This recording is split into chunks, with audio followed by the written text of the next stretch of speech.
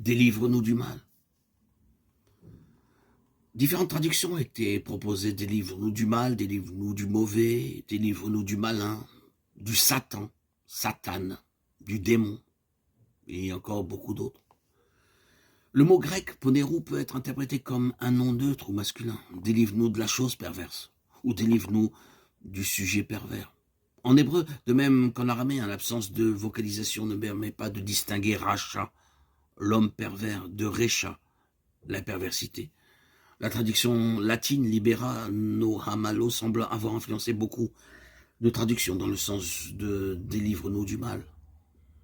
Sans préciser de quel mal il s'agit. Maladie, malheur, mensonge ou méchanceté. Pourtant, si l'on regarde de plus près le texte grec, cette traduction semble pauvre, voire erronée. S'il s'agissait du neutre, il faudrait soit omettre l'article, soit ajouter un adjectif, ce qui donnerait alors « délivre-nous de ce mal-là », physique, psychique ou spirituel.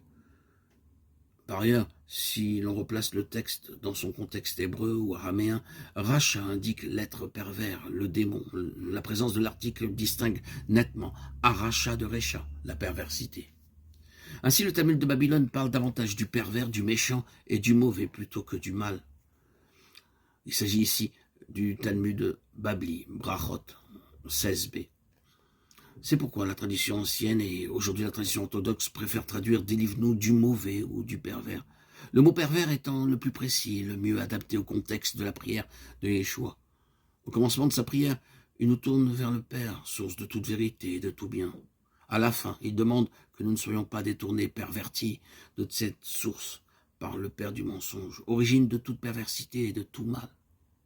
La question qui se pose désormais à nous est de savoir quelle est la source du mensonge. D'où vient qu'il y ait non seulement de l'être plutôt que rien, mais du mal plutôt que du bien, du malheur plutôt que du bonheur? Y aurait-il un sujet originel, cause de nos souffrances et des souffrances du monde? Y aurait-il alors une autre origine que l'origine? Qui est ce pervers dont, avec Yeshua, nous demandons d'être délivrés? Peut-être pourrions-nous poser la question autrement. Qu'est-ce qui nous empêche d'être heureux, d'être en paix? Quel est l'obstacle? Qu'est-ce qui nous disperse, nous divise, nous déchire? Qu'est-ce qui nous empêche d'être un, unifié? Le démon comme légion dont nous parle l'Évangile? Qu'est-ce qui nous empêche d'être bons, capables de pardon et de compassion? L'accusateur de nos frères dont parle le livre de l'Apocalypse? Qui nous empêche d'être vrai, d'être ce que nous sommes, et plus profondément d'être « je suis », de sanctifier son nom, de laisser venir son règne, d'accomplir sa volonté? Serait-ce la faute du ponérou dont nous parlent les évangiles et le Notre Père? Qui est-ce? Est-ce moi? Est-ce un autre?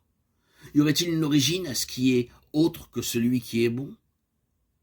Ce qui est, c'est aussi le mal, la maladie, le malheur, la violence, la haine, le mensonge, la perversité. Il serait trop facile de dire que le mal n'est que l'absence du bien et que seul le bien existe. Ou de dire que la dispersion, l'éclatement n'est que l'absence de l'un et que seul l'un existe. Que la maladie n'est que l'absence de santé et que seule la santé existe. Mais dites cela à un malade et il vous rappellera que lui aussi existe. Ou de dire que la violence n'est que l'absence de paix et d'harmonie et que seule la paix et l'harmonie existent. Mais dites cela à des victimes de guerre et elles vous montreront des champs de ruines et des chambres à gaz qui eux aussi existent. Que la haine n'est que l'absence d'amour et que l'amour seul existe et qui ne voudrait y croire. Qui pourtant pourrait s'empêcher d'en douter?